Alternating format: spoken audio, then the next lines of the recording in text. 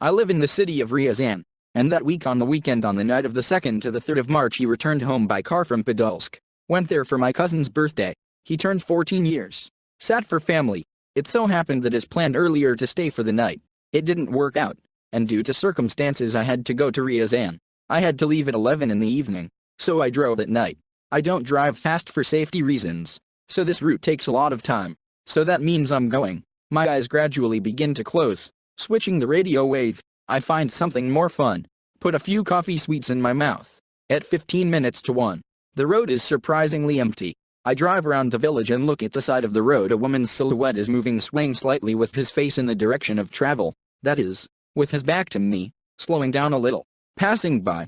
And I wanted to leave already. I don't put fellow travelers in my car in principle.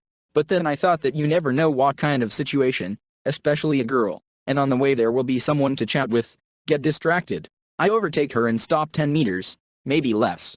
Stop and look in the mirror rear view. It seemed a little strange how she was dressed. In general it didn't really matter. Now the fashion is such that it's no longer surprising. But that's not the point. It means as soon as I stopped and stared at her mirror, I saw that she also stopped, and even seemed to step back. Well, I think it's not surprising. Such a time.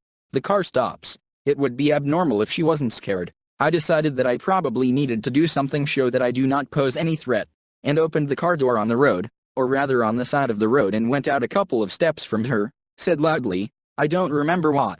Well, something like, girl, give you a ride? Are you alright? Squinted a little trying to see the face. But the person how she stood, so there was no reaction from her. I also thought that she was probably drunk. We stand facing each other. We are silent. I wish I had come closer. At this moment there was no sense of anxiety. Up to this point I found the situation extremely exciting, adventurous, but now I have begun to assess the situation a little differently. Yes, I generally need it. Maybe a drug addict. Pounce on me some more. In general, I opened the car door with one foot already brought inside, and finally again I said, let's go. You definitely don't need help. The silhouette barely perceptibly swayed and began to move towards me. Well, probably finally changed her mind, and decided to keep me company on the road. But in fact, at that very moment, I became wildly done. I even scare a little shrunken. The girl is already confident approached my car. Her face was hidden by the shadow of a scarf, or a hood. I still did not understand. But then in the light of the rear lights I saw her hands, or rather the hands that peeked out from under the fabric her attire. At first, I didn't even get scared. Rather information to process in my head. The skin of the hands was bluish pale in color with terrible deep ulcers that were clearly visible, and the nails were dirty brown, long and crooked. Wild horror came also suddenly, as well as the desire to get into the car and drown the gas pedal. What I did to her. I had a lump in my throat, my chest was pounding. I thought my heart was going to jump out. Reflexively closed the door behind him and poked the button door lock. Wild fear did not even let me turn my head to the left, where was the cause of my panic. In general, the arms and legs were shaking, and the first attempt to leave was unsuccessful. Car stalled. To my left there was a knock on the glass. At that moment time seemed to freeze. I no longer tried to frantically turn the key in the ignition. I slowly turned my head and looked right next to my car. What I initially took for a girl turned out not to be a girl. It was a man. Although this statement was also quite controversial. From under, as I saw, in the vicinity of old rags, two black eyes looked directly at me, having neither protein nor iris, only blackness.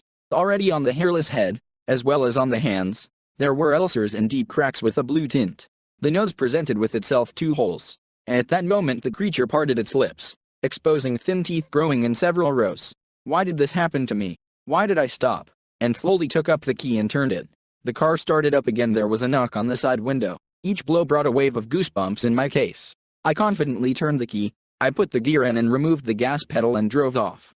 10 seconds later, the speedometer needle crossed for 100 and I finally felt at least some kind of security. As it turns out to be for a short while. I took my eyes off the road and looked in the rearview mirror. In that place, in a state of shock, I thought that maybe I had already gone too far. The roar of the engine was somewhat distracting me. I noticed that I stowed the tachometer needle and forgot to upshift. Little start let off. Until out of the corner of my eye I noticed a black cold look looking at me. From the curb. I looked at the instrument panel again. It can't be. I was driving at a speed of 150 km/h and the creature ran beside me, staring straight at me. At that moment, Tears came to my eyes. I asked my car out loud to go faster, turning the most unpleasant development scenarios in my head this situation. It seemed to me that the creature would now break into my car with one jump through the glass. I'd accelerated faster and faster, looked to the right and faced him again. I rushed like crazy. In my head there was a noise of frantic emotions, shock, and horror. I don't know how long I drove like this, afraid to look in the direction of the pursuer. I didn't even know whether he is nearby, or maybe he has long since fallen behind. But finally reached some buildings. I saw parked cars. Several cars drove towards me, blinding me with their headlights. I seemed to come to my senses, slowed down a little, looked around, not seeing the reason for my state of shock. I began to calm myself in every possible way, tried to convince myself that it was all to blame. There is a logical explanation. Although I couldn't think of an explanation. To be honest, I just wanted to wake up and find that it's all a dream. Even though I already felt more or less insecurity, it became somehow livelier on the road, and already ran past the traffic police post. In general, I arrived in Ryazan, drove to my house, parked the car, but before leaving again looked around carefully. A neighbor was standing at my entrance. It gave me confidence. I got out of the car, walked to the entrance, said hello. A neighbor told me, "It's like you saw a ghost." I ran up to my 5th floor. I closed myself in the apartment of the house. I was alone. Called his, said that got home, surfed the internet for a bit, tried to find a similar situation. After reading a couple of people's stories, I realized that this only makes it worse, and I should go to bed.